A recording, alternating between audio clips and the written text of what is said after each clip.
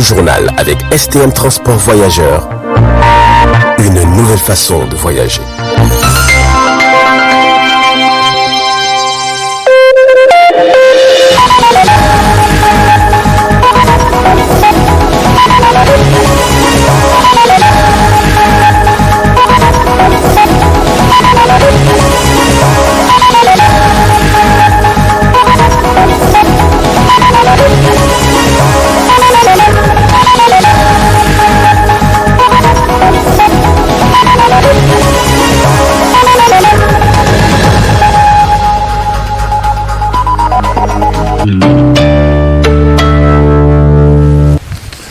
Messieurs, dames, bonsoir et bienvenue à ce journal du soir.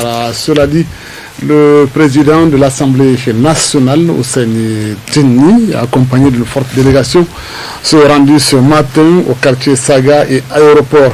Ousseini Tinni est allé apporter toute sa compassion et bien sûr l'aide du bureau de l'Assemblée nationale aux victimes d'inondations de ces deux quartiers. Ralia Sami et Nasser Amadou pour d'autres détails. C'est pour s'enquérir des conditions dans lesquelles vivent les sinistrés des inondations enregistrées qui se comptent par milliers au titre de la région de Niamey que le bureau de l'Assemblée nationale, avec à sa tête le président Ousseini Tinni, a effectué cette visite au quartier Saga et l'aéroport. Lors de cette visite, le bureau a tenu à apporter son aide à ces sinistrés. Les catastrophes et les dégâts de toute nature et multiformes causés par les crues du fleuve Niger. Nous félicitons le gouvernement et toutes les autorités administratives qui ont déjà apporté les soutiens les plus urgents en termes sanitaires, en termes de relogement, en termes de vêtements, en termes de nourriture aux populations sinistrées. Je tiens à féliciter particulièrement le gouvernement et le gouverneur de la région de Niamey pour toutes ces actions qui ont été engagées dans l'urgence. Mais au-delà de ces différentes actions, il conviendrait de mettre en place une chaîne de solidarité au niveau national et au niveau international. Nous allons nous réunir incessamment au niveau du bureau de l'Assemblée nationale pour tirer toutes les conséquences de cette situation malheureuse. Maintenant, il faut dorénavant que les solutions les plus pérennes, les plus durables puissent être trouvées pour répondre aux défis du changement climatique. Il faudrait que le gouvernement et peut-être même tous les candidats aux élections locales, législatives et nationales puissent présenter des programmes structurants de résilience face à ce changement climatique. Ce sont les seules solutions durables qui vont nous permettre de couper le cycle infernal d'inondations et de sécheresse que nous connaissons depuis plusieurs décennies. En réceptionnant ce don au nom des sinistrés, le gouverneur de la région de Niamey a rassuré qu'il ira droit aux bénéficiaires. Au site de relogement de l'aéroport 4 témoigne éloquemment de votre préoccupation quant à l'avenir, quant à la sécurité des Nigériens. Je vous remercie infiniment et vous demande de transmettre au président de l'Assemblée nationale, à l'ensemble des députés nationaux, que ce geste de solidarité nationale vient à point nommé et nous permettra de résoudre les problèmes les plus urgents de relogement, parce que c'est de ça qu'il s'agit, et d'alimentation. Donc, je vous garantis que cette somme ira droit aux légitimes bénéficiaires. À travers ce geste, les parlementaires viennent de démontrer leur solidarité aux familles frappées par cette catastrophe hydrique. Les autres institutions de la République sont aussi interpellées à leur emboîter le pas afin qu'ensemble on puisse faire face à ces fléaux. Après cette visite sur le terrain du président de l'Assemblée nationale pour constater des visu l'ampleur des dégâts causés par ces inondations. Un communiqué a été rendu public, lu ici par le secrétaire parlementaire. Le bureau de l'Assemblée nationale, conduit par son Excellence M. Hussein Tini, s'est rendu sur les sites inondés suite aux crues du fleuve Niger. Le bureau a constaté des dégâts graves et multiformes sur les logements, les champs, les aménagements hydro-agricoles, la flore et la faune. Il a également noté des solutions d'urgence engagées par le gouvernement pour répondre aux préoccupations des populations sur l'ensemble du territoire national. À cet égard, le bureau présente ses condoléances émues aux familles ayant perdu leurs membres à la suite des inondations et souhaite un prompt rétablissement aux blessés. Exprime sa compassion à l'ensemble des sinistrés sur toute l'étendue du territoire national.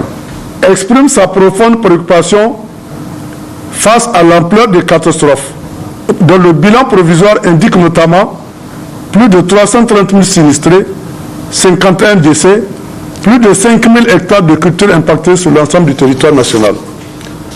Demande au gouvernement d'intensifier les efforts pour soutenir les personnes impactées en termes d'abri, de nourriture, de vêtements, de soins et de sécurité. Se félicite de la mise en œuvre des mesures d'urgence engagées par le gouvernement pour porter secours à toutes les victimes des inondations et l'encourage à développer une stratégie nationale de gestion des risques d'inondation. Félicite et encourage les professionnels du secours, les forces de défense et de sécurité et toutes les bonnes volontés engagées jour et nuit pour porter secours aux sinistrés. Invite toutes les structures de l'Assemblée nationale à manifester comme à l'accoutumée et collectivement leur solidarité aux populations concernées.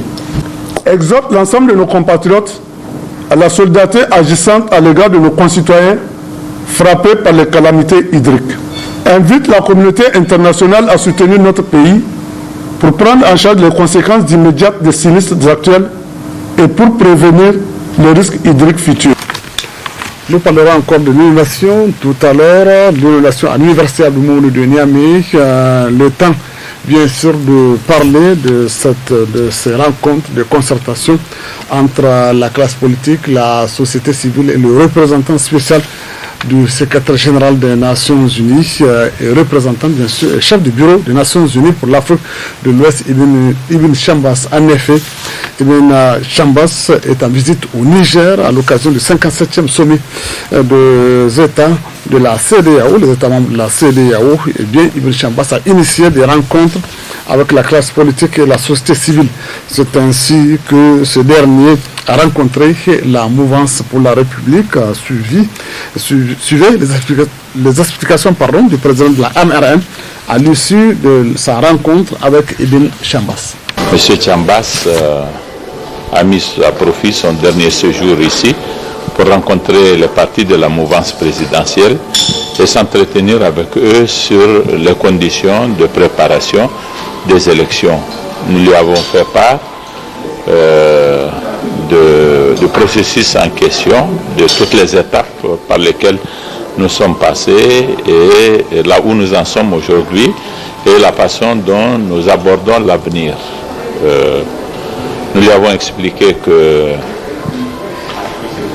ce code électoral est un code qui résulte de recommandations qui ont été faites par toutes les réunions du CNDP de l'année 2016, mais que nous avons constaté que l'opposition boycotte ces travaux depuis la fin des élections de l'année 2016 et que le contenu du code électoral est tout à fait conforme aux aspirations de tous les citoyens. Et nous lui avons dit que nous sommes convaincus que tous les partis politiques prendront part aux prochaines élections et à toutes les élections, que tous les partis politiques sont en train de se préparer très fébrilement pour prendre part à ces élections. C'est parce qu'ils croient et c'est parce qu'ils savent surtout que ce sera des élections libres, démocratiques et honnêtes.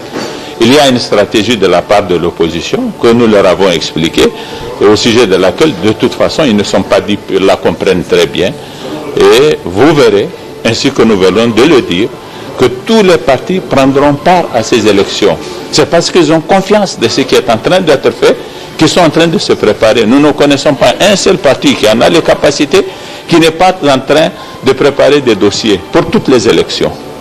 C'est la preuve que ce code électoral garantit les conditions d'équité, de liberté et de justice qui sont nécessaires pour qu'un parti politique prenne part à des élections. Lorsque vous savez que vous n'avez aucune chance de faire prévaloir vos droits, vous ne prenez pas part à une élection. Moi, en tout cas, je ne le ferai jamais. Nous ne le ferons jamais. Et si nous savons que tout le monde est en train de se préparer pour ces élections, c'est parce que nous sommes sûrs qu'au-delà du discours, ils savent que ces élections sont régies par des textes qui sont des textes justes. C'est le code électoral en l'occurrence. Et ils savent que leur participation au processus électoral est garantie par un texte sur lequel il n'y a pas beaucoup de débats à faire. C'était donc là la réaction du représentant de la MRN à l'occasion de la rencontre de la mouvance avec le représentant, le chef du bureau des Nations Unies pour l'Afrique de l'Ouest en concertation bien sûr dans notre pays. Je l'ai annoncé tout à l'heure, l'université Abdou Moumouni de Niamey n'est pas épargnée par le fléau de l'inondation. En effet, la faculté des sciences de la santé est aussi envahie par les eaux débordantes. Le constat est fait par Zainabou Gagara et Kantama Ibrahim. La menace des eaux du fleuve Niger devient de plus en plus inquiétante. Au fur et à mesure que la côte du fleuve augmente, de plus en plus de quartiers sont concernés par l'inondation. Même l'université Abdou Moumouni n'est pas épargnée par le fléau. La faculté des sciences de la santé est en effet atteinte. Nous sommes en tout cas dans une situation de détresse totale et de stress. Parce que tout d'abord l'année a été une année, en tout cas, de désordre si vous voulez, que ce soit les grèves des enseignants-chercheurs et aussi l'histoire de Covid-19. On n'a pas pu terminer l'année et voilà aussi, aussitôt à la rentrée, une inondation qui inonde la faculté des sciences de la santé. Ici, nous sommes dans l'amphithéâtre 1000 places de la faculté des sciences de la santé. Et vous avez constaté avec nous, tous les bureaux ont été envoyés. Les matériels même de labo qu'on a dans la salle de labo qui n'ont même pas été inaugurés. Et aujourd'hui, tout ce qu'on a comme documents et matériels sont en tout cas inondés. On a pu les déplacer, nous sommes en tout cas dans le désespoir. Notre bibliothèque, en tout cas a été aussi inondée. Et pas moins de 2000 documents en tout cas qui sont endommagés. Et on a pu sauver ce qu'on peut sauver. Actuellement, vous pouvez voir un peu partout, l'eau est en train de venir, en train d'engloutir et d'envahir nos chambres. Actuellement, nos amphithéâtres, nos salles de cours au niveau de la FSS ont été englouties. Et donc, dans ces conditions, on ne peut pas parler encore d'une reprise conséquente. Et voilà pourquoi nous avons lancé ce modèle de 112 heures afin que le gouvernement puisse prendre les mesures nécessaires et qu'on puisse effectuer la rentrée. Notre équipe en reportage au niveau de la faculté des sciences de la santé a coïncidé avec le ministre de l'enseignement supérieur, de la recherche et de l'innovation en visite sur les lieux. C'est véritablement un désastre. Nous avons perdu beaucoup d'équipements. Cela va considérablement affecter le programme que nous avons fait pour le rattrapage, pour le sauvetage de l'année académique 2019-2020. Mais c'est que sûr, nous allons rapidement nous concerter pour voir quel plan d'urgence peut-il faire, un plan de riposte à cette catastrophe naturelle. Ça a affecté une grande partie de la rive droite. L'université en a pris un sérieux coup. Mais Inch'Allah, nous allons nous réorganiser très rapidement pour sauver ce qui peut l'être. Je profite pour saluer les réactions promptes de l'administration et des étudiants, en tout cas, qui se sont donnés volontaires pour sauver un certain nombre d'équipements. Vous l'avez vu, des équipements qui sont entassés ici au niveau de l'amphithéâtre en hauteur. C'est que nous avons perdu beaucoup, mais nous avons également sauvegardé beaucoup. Nous avons perdu également une partie des vivres pour les étudiants stockés dans les magasins Donc, Dieu merci, plus de peur que de mal de ce côté-là, mais l'un de l'autre, nous allons voir au niveau du gouvernement quelle réponse nous allons apporter urgemment, vraiment pour redémarrer les activités académiques. Au vu de la situation actuelle, la rentrée universitaire n'est pas garantie à la date prévue. Après l'expiration ce jour 9 septembre 2020 d'un premier mot d'ordre de 72 heures, les étudiants comptent renouveler cette grève jusqu'à ce que les conditions d'une bonne reprise académique soient réunies. Parlons à présent des examens, notamment des épreuves écrites de la session 2020 du brevet des techniciens supérieurs BTS d'État. Ces examens se poursuivent normalement sur toute l'étendue du territoire national. En tout cas, c'est le constat fait par l'une de nos équipes au niveau du jury qui est 14. Le reportage est signé Aïssa Adamou et Abdel Nasser Amadou. Officiellement lancés à Tawa, les examens de brevet de technicien supérieur BTS d'État ont débuté le lundi 7 septembre 2020 dans les différents centres retenus à cet effet à travers le pays. Ils sont au total 336 candidats à se présenter au titre du jury numéro 4 de Niamey. Selon le président de ce jury, tous les moyens nécessaires ont été déployés pour le bon déroulement de ces épreuves. Les épreuves se passent bien, mais je tiens à souligner que vous êtes au jury 4, donc 36 candidats. On a enregistré 3 absents. Les épreuves se déroulent très bien. Nous sommes au 3e jour. Et la journée d'aujourd'hui est consacrée aux épreuves de droit et de droit de la communication. Demain, ils vont affronter le baobab qu'on appelle l'étude des cas. Et après suivront les autres épreuves orales, anglais oral et la culture professionnelle. Pour la proclamation, c'est en fonction des instructions reçues par les autorités. Donc on attend le message de l'ONEX, parce que l'ONEX c'est l'office qui organise le BTS d'État. Mais en général, vraiment, il n'y a pas de problème, tout se passe bien. Tous les moyens conséquents sont mis à notre disposition pour le bon déroulement de ces examens. Il est à noter que depuis 2016, c'est l'Office national des examens et concours du supérieur ONEX qui s'attelle à innover ses prestations de services publics afin de moderniser l'organisation et les résultats de ces examens du BTS afin de mettre à la disposition de l'État des cadres qui sont aptes à assurer le travail. Bonne chance à toutes et à tous, que le meilleur gagne. Voilà qui met un point final à ce journal du soir. Merci de nous rester fidèles. D'autres informations sur notre site www.tambra.net et sur YouTube. Excellente fin de soirée à tous.